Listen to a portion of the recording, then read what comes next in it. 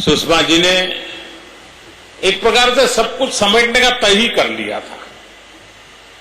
चुनाव नतीजे आए, उनका दायित्व पूरा हुआ, पहला काम किया, मकान खाली करके अपने निजी निवास स्थान पर वो पहुंच गई। सार्वजनिक जीवन में ये सब चीजें बहुत कुछ कह जाती है। सुषमा जी का भाषण प्रभावी होता था, इतना ही नहीं है, प्रेरक भी होता था। सुषमा जी की वक्तृत्व में विचारों की गहराई हर कोई अनुभव करता था, तो अभिव्यक्ति की ऊंचाई हर पल नए मानक पार करती थी। कभी कभी दोनों में से एक होना तो स्वाभाविक है, लेकिन दोनों होना बहुत बड़ी साधना के बाद होता है। वे कृष्ण भक्ति को समर्पित थी। उनके मन मंदिर में कृष्ण बसे रहते थे। हम जब भी मिलते थे तो मुझे जय श्री कृष्ण कहती, तो मैं उनको जय द्वारकाधीश कहता था। लेकिन कृष्ण का संदेश वो जीती थी। वो उनकी इस यात्रा को अगर एक पूर्ण रूप से देखें तो लगता है कर्मण्यवादी कारस्ते क्या होता है, सुषमा जी ने जीवन में दिखाया था। अब जीवन की विशेषता देखिए, एक तरफ शायद उन्होंने सैकड़ों घंटों तक अलग अलग फोरम में जम्मू कश्मीर की समस्या पर बोला होगा, धारा 370 पे बोला होगा, हर फोरम में बोला होगा। एक प्रकार से उसके साथ वो जी जान से हर भारतीय जनता पार्टी या राष्ट्रभक्त विचार के कार्यकर्ताओं के लिए इतना जुड़ाव था उस मुद्दे पर।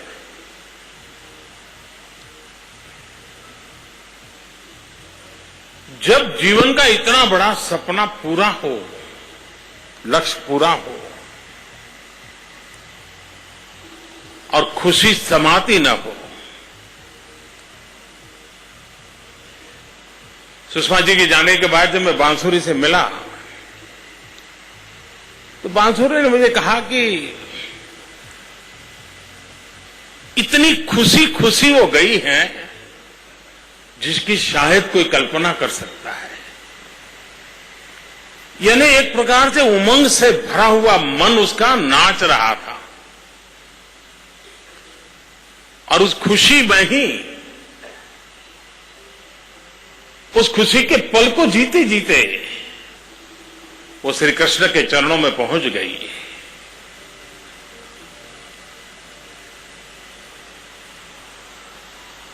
अपने पद को, अपनी व्यवस्था में जो काम मिला उसमें श्रेष्ठ परंपराओं को बनाते हुए समकालीन परिवर्तन क्या लाना, ये उनकी विशेषता रही है। आमतौर पर विदेश मंत्रालय यानी कोट पैंट टाई प्रोटोकॉल, इसी के आसपास प्रोटोकॉल की ही दुनिया, हर विदेश मंत्रालय की हर चीज में प्रोटोकॉल सबसे पहले होता है। सुषमा जी ने इस प्रोटोकॉल की पूरी परिभाषा को पीपल्स कॉल में परिवर्तित कर दिया।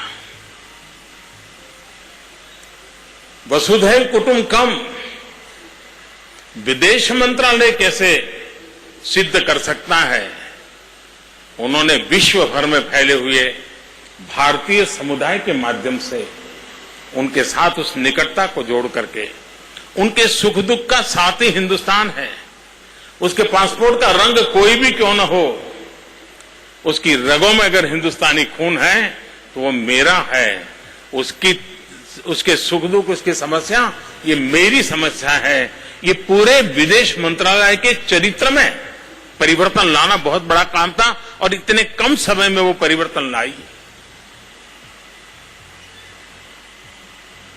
विदेश मंत्रालय का, एम्बेसीज का, मिशन में बैठे हुए लोगों का इतना बड़ा बदलाव करना कहने में बहुत सरल लगता है, लेकिन पल पल एक एक चीज को गढ़ना पड़ता है, जो काम सुषमा जी ने किया। एक समय था, आजादी के 70 साल करीब करीब देश में करीब करीब 70 पासपोर्ट ऑफिस थे, 77 एक प्रकार से हम कहें। सुषमा जी के कालखंड में मंत्रालय जनता के लिए होना चाहिए, इसका परिणाम यह था कि 70 साल में 77 पासपोर्ट ऑफिस और 5 साल में 505 ऑफिस पासपोर्ट की, यानी कितने बड़े स्केल पे काम होता था। और ये काम सुषमा जी सहज रूप से करती थी। उम्र में मुझसे छोटी थी,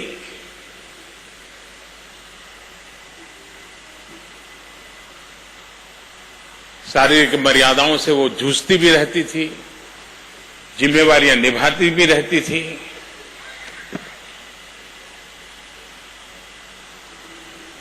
उम्र में भले मुझसे छोटी थी, लेकिन मैं सार्वजनिक रूप से कहना चाहूंगा कि मुझे उनसे बहुत कुछ सीखने को मिलता था।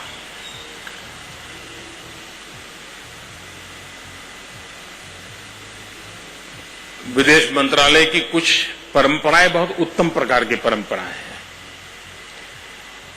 मैं नया नया था, यूनाइटेड नेशंस में मेरा भाषण होना था, पहली बार जा रहा था।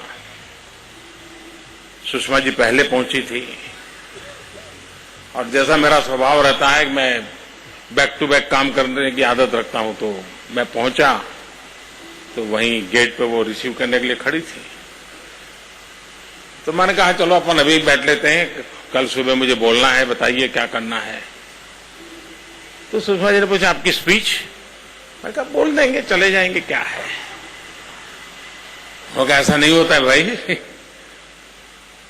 ये दुनिया में भारत की बात करनी होती है, आप अपनी मनमर्जी से नहीं बोल रहे। मैं प्रधानमंत्री था, वो मेरी विदेश मंत्रालय को संभालने वाली मेरी साथी मंत्री वो किसे कह रही अरे भाई ऐसा नहीं होता है। तो मैंने कहा भाई मैं तो कभी न लिखता हूं और लिखने करके पढ़ना मेरे लिए बड़ा मुश्किल होता है, मैं अपना बोल लूंगा। उन्होंने कहा जी नहीं, तो संभालने वाली मेरी साथी मंत्री वो किसे कह रही अरे भाई ऐसा नहीं होता है। तो मैंने कहा भाई मैं तो कभी न लिखता हूं और लिखने करके पढ़ना मेरे लिए बड़ा मुश्किल होता है, मैं अपना बोल लूंगा। उन्होंने कहा जी नहीं, रात को ही मेरे से, मैं इतना ट्रैवलिंग करके गया था, मेरे नवरात्रि के उपवास चल रहे थे, रात को ही वो भी बैठी, आप बोलिए, विचार बोलिए, आप क्या कहना चाहते हैं, हम उसको लिखते हैं।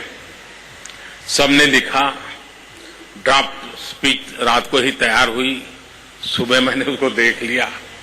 उनका बड़ा आग्रह था कि आप कितने ही अच्छे वक्ता क्यों न हो, आपके विचारों में कितने ही साध्यता क्यों न हो, लेकिन कुछ फॉर्म होते हैं जिसकी अपनी मर्यादाएं होती है और जो आवश्यक होती हैं। ये सुषमा जी ने मुझे पहला ही सबक सिखा दिया था। कहने का तात्पर्य यह है कि एक साथी के पास ये हौसला होता है कि आपसे जिम्मेवारी कोई भी हो, लेकिन जो आवश्यक है उसको बेरोक टोक कहना चाहिए। सुषमा जी की एक विशेषता, यहां कोई लोग बोलने की हिम्मत नहीं कर रहे हैं शायद, वे मृदु थी, वो नम्र थी, वो ममता से भरी थी, सब था, लेकिन कभी कभी उनकी जबान में पक्का हरियाणवी टच भी रहता था।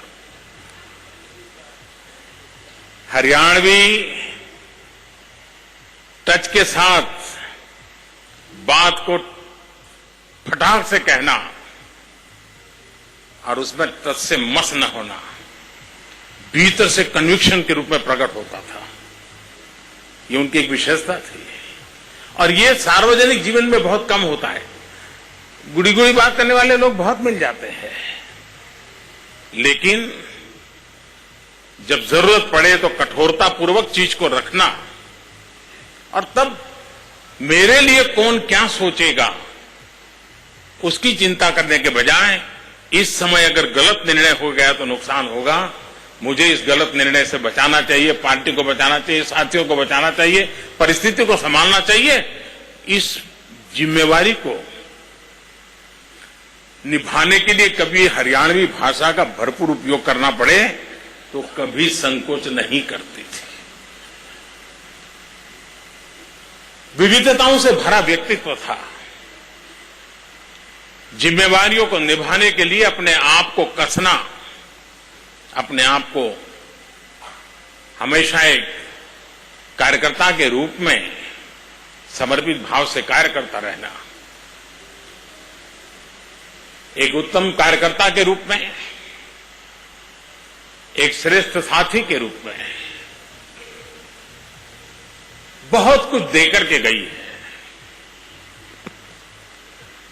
बहुत कुछ छोड़ करके गई है।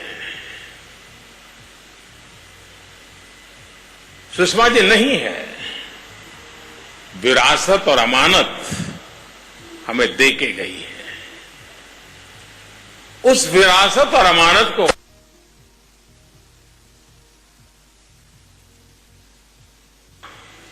कभी कभी जरूरत पड़े तो सजाना बनता है, और वही सुषमा जी को सच्ची श्रद्धांजलि होगी।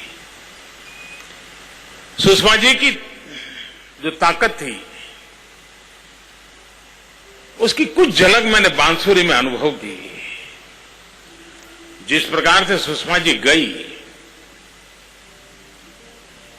उस पल को संभालना बहुत मुश्किल काम मैं मानता हूं, लेकिन अपने पिता को भी संभालना, परिस्थिति को भी संभालना, बांसुरी का जो धैर्य और मैच्योरिटी का मैंने दर्शन किया, सुषमा जी का एक लघु स्वरूप, मैं उस बेटी को बहुत आशीर्वाद देता हूं। इस परिवार के दुख में हम सब उनके साथ हैं। आदरपूर्वक नमन करते हुए, उनको श्रद्धांजलि देते हुए हम उन आदर्शों पर चलने का प्रयास करें। यही शक्ति प्रभु हमें दे। धन्यवाद।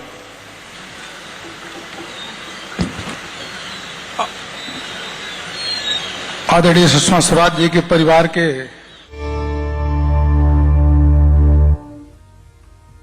सुषमा स्वराज के लिए पूर्व विदेश मंत्री, उनके लिए श्रद्धांजलि सभा का आयोजन किया गया है और अब से थोड़ी देर पहले प्रधानमंत्री मोदी पहुंचे हुए हैं। सीधी तस्वीरें आपकी टेलीविजन स्क्रीन पर। तमाम बड़े नेता, अलग अलग दलों के नेता, अलग अलग विचारधाराओं के नेता वहां पर मौजूद हैं।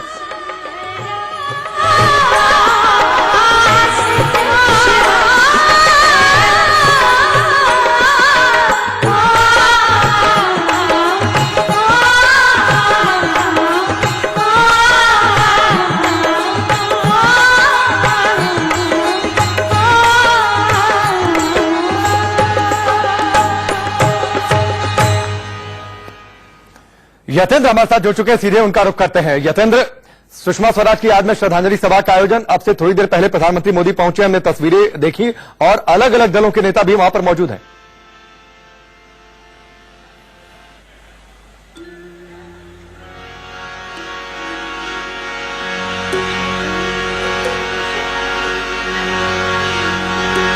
तो यतेंद्र का हम रुख करेंगे, लेकिन ये तस्वीरें श्रद्धांजलि सभा पूर्व विदेश मंत्री सुषमा स्वराज के लिए।